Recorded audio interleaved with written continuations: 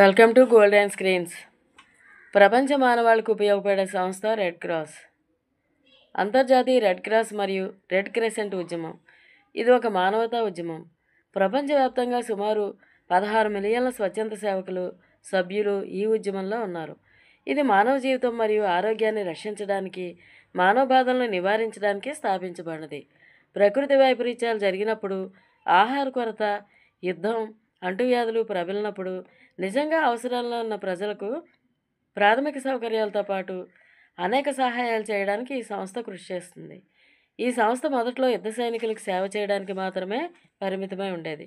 కానీ తర్వాత మానవుల జీవితాలను, ఆరోగ్యాన్ని కాపాడడానికి నిరంతరం శ్రమిస్తుంది ఈ సంస్థ.